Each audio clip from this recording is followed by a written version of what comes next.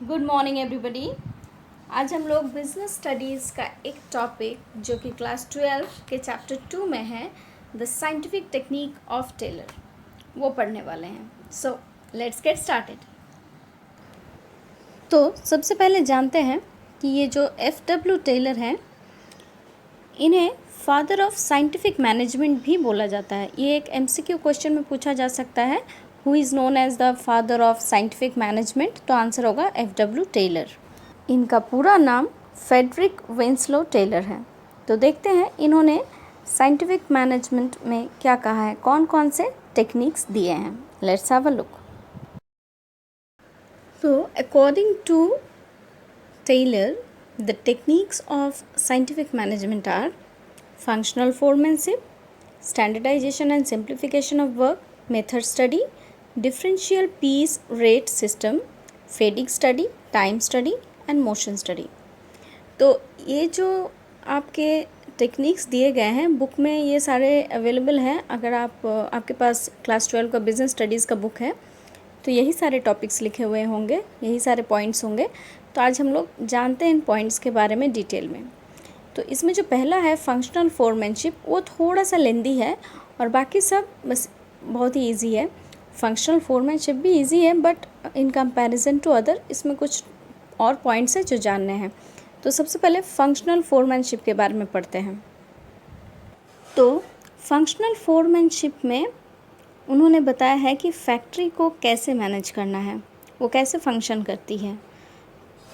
तो उनके हिसाब से उन्होंने वर्कर्स को दो हिस्सों में बांटा है, एक होगा प्लानिंग इंचार्ज और दूसरी है प्रोडक्शन इंचार्ज। तो प्लानिंग इंचार्ज में कौन कौन से वर्कर्स आते हैं और प्रोडक्शन इंचार्ज में कौन कौन से वर्कर्स आते हैं, एक बार देख लेते हैं। तो सबसे पहले देखेंगे प्लानिंग इंचार्ज और प्लानिंग ऑफिसर। इसमें 4 चीज़ें हैं, root clerk, instruction card clerk, time and cost clerk and disciplinarian. सबसे पहले जानेंगे रूट क्लर्क क्या है। रूट क्लर्क में जो है वो सीक्वेंस डिसाइड होता है कि काम को किस तरह से करना है, मतलब किसके बाद क्या होगा। एक जो प्लानिंग होता है, जो फर्स्ट स्टेप, उसके बाद सेकंड स्टेप ये होगा, फिर थर्ड स्टेप ये होगा। तो उस तरह से जो है हम काम का सीक्वेंस को प्लान करते हैं रूट क्लर्क में, कि किस सीक्वेंस में किस ऑर्डर में काम होगा। दूसरा है इंस्ट्रक्शन कार्ड क्लर्क। इसमें हम लोग जो है जनरल इंस्ट्रक्शन देते हैं अपने वर्कर्स को कि ये तो सीक्वेंस हो गया, अब ये जो है जनरल इंस्ट्रक्शंस है, आपको ये चीज़ फॉलो करना है और ये काम इस तरह से करना है। तीसरा है टाइम एंड कॉस्ट क्लर्क। इसमें क्या होता है कि हम एम्प्लॉयज़ को एक टाइम टारगेट देते हैं कि इस टाइम के दौरान इतना काम ख़त्म हो जाना चाहिए, कि इसी टाइम, ये जो है हमारा ड्यूरेशन है, इस ड्यूरेशन में हमें इतना सारा प्रोडक्शन करना है।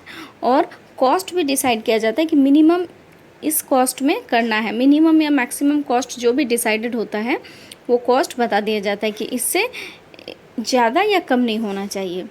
और चौथा जो है डिसिप्लिनेरियन, इसमें देखा जाता है कि सारे वर्कर्स जो जनरल इंस्ट्रक्शंस है उसको फॉलो करते हुए और जो भी नियम है, रूल्स रेगुलेशंस है, उसको फॉलो करते हुए अपना काम सही तरीके से कर रहे हैं या नहीं।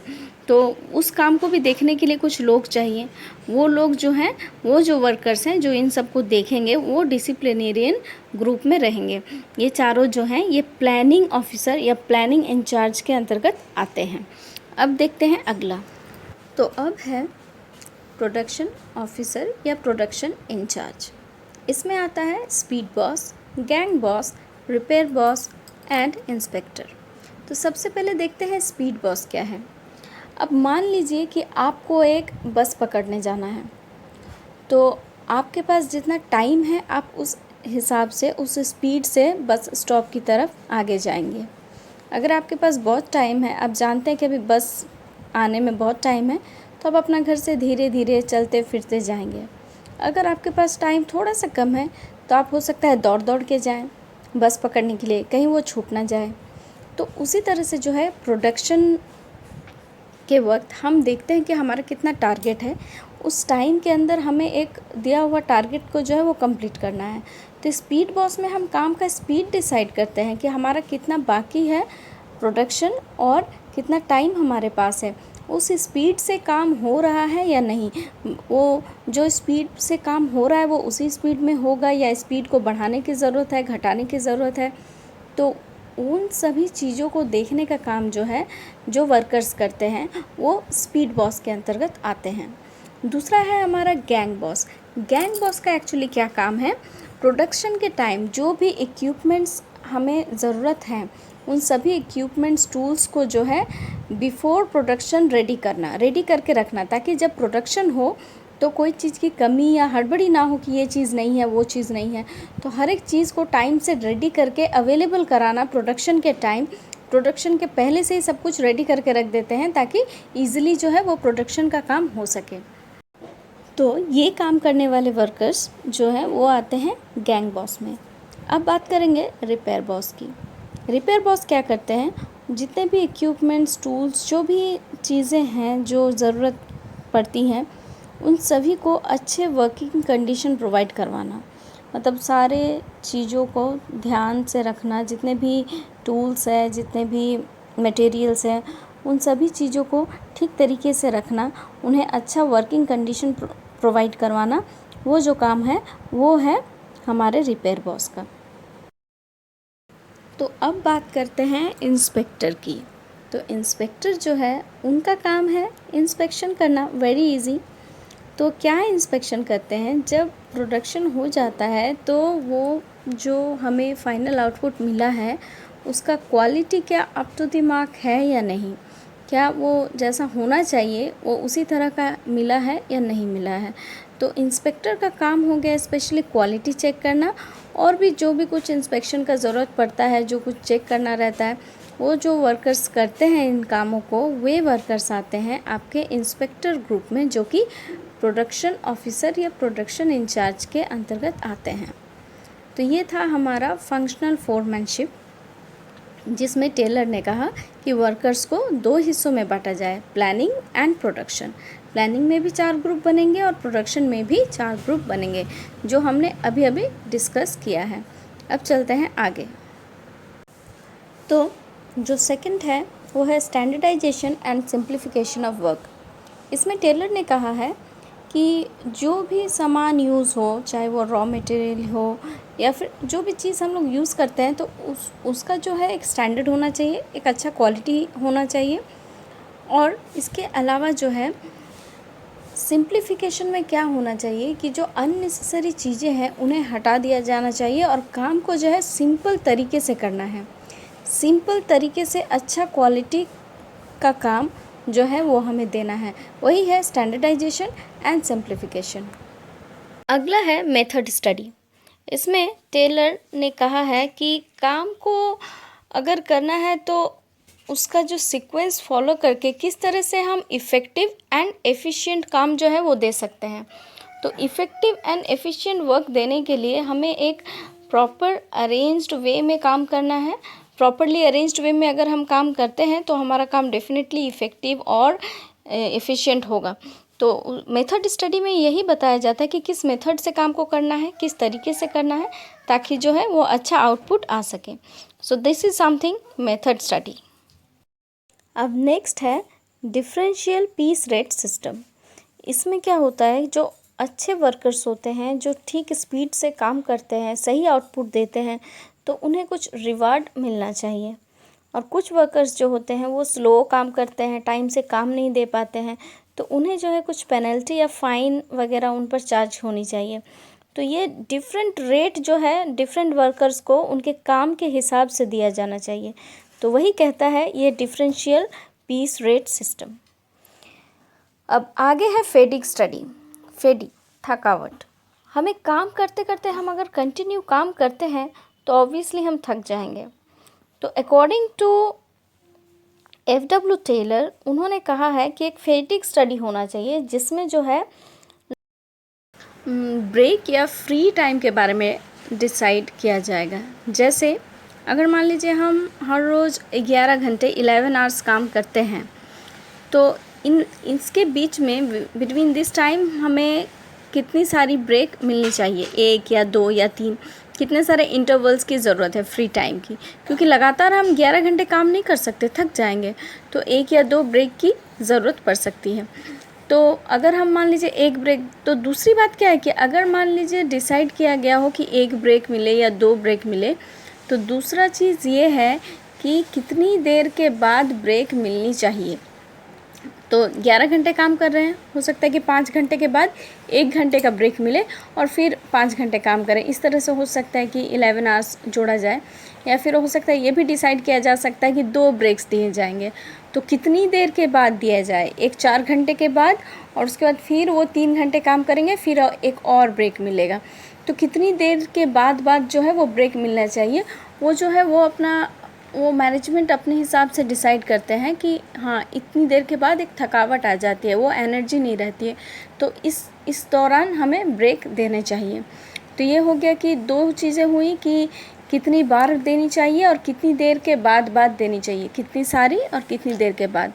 तो और एक जो बात है वो है कि ब्रेक का जो टाइम है वो कितना होना चाहिए, 1 घंटे का ब्रेक होगा या आधा घंटे का ब्रेक होगा या 15 मिनट का ब्रेक होगा। तो ये सारी चीज़ें जो हैं वो फैटिग स्टडी में डिसाइड किया जाता है। अब अगला जो है वो है टाइम स्टडी।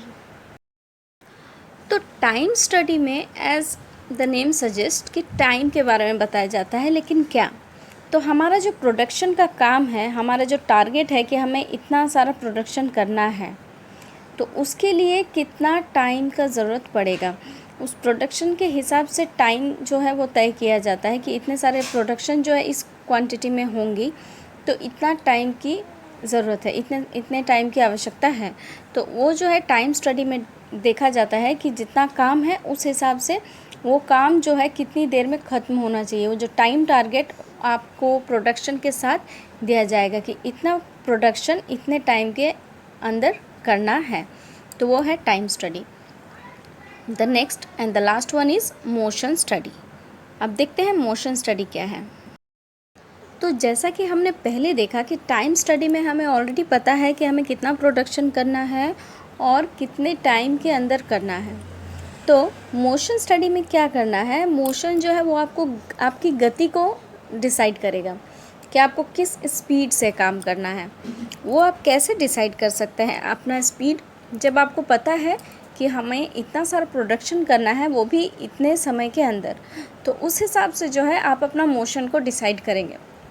मतलब कि उस मोशन से आप चलेंगे, उस गति से आप चलेंगे, ताकि जो है आपका काम सही समय पर कंप्लीट हो सके। तो ये जो मोशन स्टडी है, इसमें आप अपने हिसाब से अपने मोशन से चलें, ताकि आपको मतलब कोई हड़बड़ी ना हो और आप अपना काम जो है वो सिस्टमेटिक वे से, सही टाइम से, सही तरीक़ों को फॉलो करते हुए अच्छे से कर सकें, और एंड में जो है एक गुड क्वालिटी प्रोडक्ट आप दे सकें। उस हिसाब से, उस गति से आपको काम करना है, तो वो है मोशन स्टडी। तो already we saw the different techniques of scientific management. Functional foremanship, जिसमें हमने देखा कि प्लानिंग और प्रोडक्शन इंचार्ज होते हैं, जिसमें भी 4 ग्रुप हैं, ठीक है। अगर भूल गए हैं तो वीडियो को पीछे में जाके आप देख के रिवाइज़ कर लीजिए। दूसरा standardisation and simplification of work, मतलब हमें सिंपल तरीके से अच्छा काम देना, मतलब काम को सिंपली वे में करना है, और ताकि हम अच्छा रिज़ल्ट दे सकें, अननेसेसरी चीज़ों को हटा देना है। मेथड स्टडी में हम काम करने का तरीका सीखते हैं। उसके बाद जो है डिफरेंशियल पीस रेट सिस्टम, इसमें जो वर्कर जैसा काम करेगा उसको उस हिसाब से कुछ रिवार्ड या पेनल्टी जो है वो दिया जाएगा। फैटिग स्टडी में थकावट को दूर करने के लिए थोड़ा सा रेस्टिंग टाइम की ज़रूरत है, जो दिया जाएगा। जो भी हो, 1 बार 2 बार वो मैनेजमेंट डिसाइड करेंगे। और तीसरा जो है नेक्स्ट जो है टाइम स्टडी है, जिसमें हम लोग टाइम को ध्यान में रखते हुए काम करते हैं और देखते हैं कि हमारे पास कितना टाइम बचा हुआ है और कितने टाइम में हमें कितना सारा काम करना है। और आखिर जो है लास्ट जो है वो है मोशन स्टडी। इसमें हम लोग देखते हैं कि किस गति से करना है। गति मतलब हमारा स्पीड। अक्सर हम टाइम और स्पीड में कंफ्यूज हो जाते हैं। टाइम मतलब हो गया समय, स्पीड मतलब हो गया आप कितना फास्ट और कितना स्लो काम करते हैं। तो मोशन आप कैसे डिसाइड करेंगे, आपके पास जितना टाइम होगा बस उसी हिसाब से। आई होप कि आपको समझ में आया हो। In case of any doubts, any questions, write me in the comment box. Thank you. Have a good time.